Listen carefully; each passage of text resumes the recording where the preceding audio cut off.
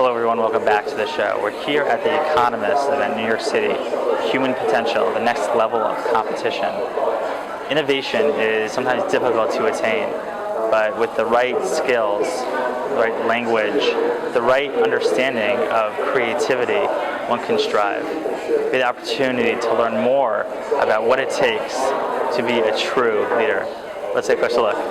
Language is an important tool to connect really to anybody. And a lot of times, especially in business, sometimes language gets lost.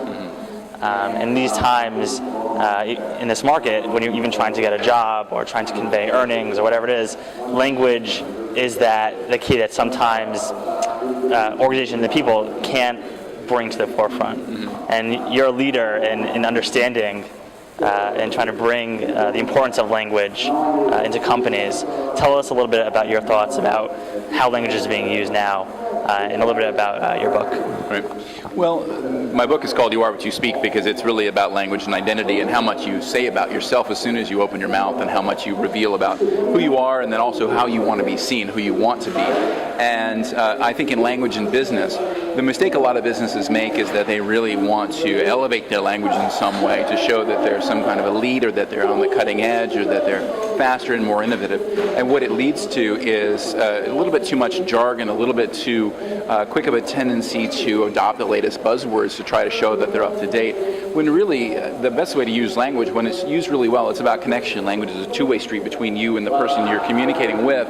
And so the best use of language is the closest to the person you're trying to reach, not the one that sets you in some kind of different place, either at a higher level or as a member of a different group.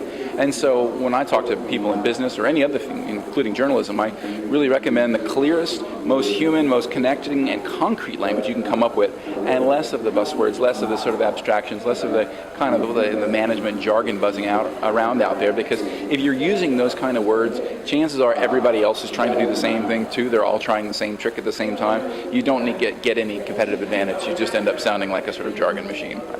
And I just want to touch a little bit about the economy now. And there are a lot of businesses that are trying to do more with less, and language is key. Your message is key. What are some quick tips that you can give on sort of effective language? Well, I think that you can overthink language. There's no, when, for example, coming up with a brand name, there's no name that doesn't have some possibility of, meaning the wrong thing in some language or offending somebody or confusing someone. Nothing is perfect. But you want to think about language again in that context of connection that brings people together, and not just innovative or different or weird for its own sake.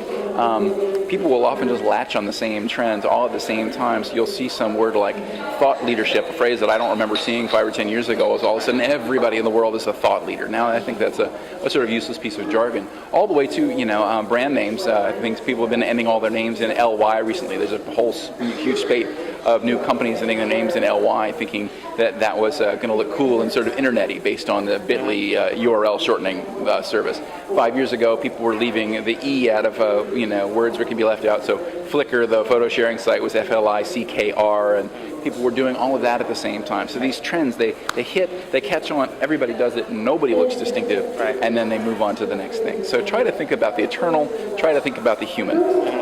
And, let's say for job seekers, when they're trying to connect to that perfect job, right, in doing, because you are a brand, you are branding yourself to a company. Yeah. What would you recommend for job seekers? The right language to pitch themselves. I think be who you are and not who you think you should look like, because people who aren't really master actors, if they're trying on a level of language, if they're trying to use long words that they're not comfortable with, or if they're trying to use long, complicated sentences, nobody feels comfortable, trying to deal with someone who's struggling themselves through their sentences. I think in The Economist, we like short words, short sentences, write the way you speak, and keep it real and concrete. So I would advise people to really put aside as the most complicated ways of expressing yourselves, and really embrace the kind of the earthy and the real, because people get a sense of belonging when they do that. They feel like they have something in common with you.